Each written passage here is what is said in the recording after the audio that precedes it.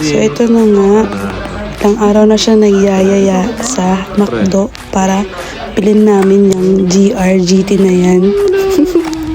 Check natin kung makukuha niya. So first try, ayan, tinubuksan niya. Kaso ang lumabas, shobo siya or fire truck. So sabi niya dyan, balik daw kami bukas.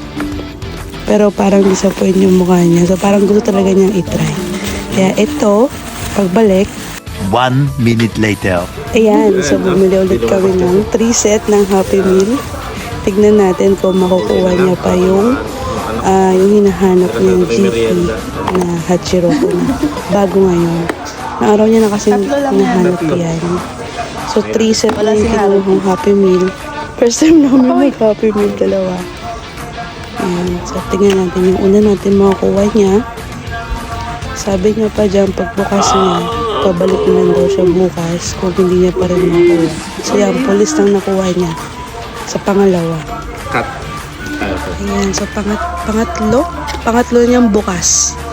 At Ayan, sa pangatlo yan, nakuha niya na yun, doon sa GT, Happy Yarn.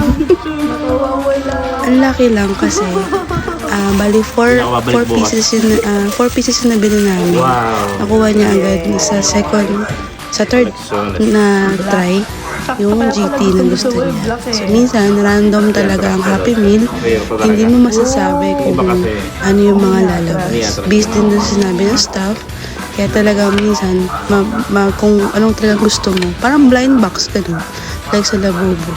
So ayan, nakuha mo na yung gusto mo, hindi ka na babalik bukas na try. Yung pang 4 namin dyan is ano nga ba yan? Yung McDo na truck.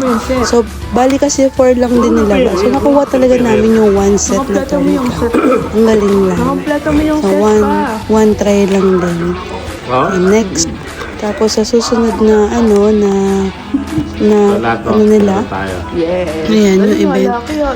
March 8, May 8 daw. May 7.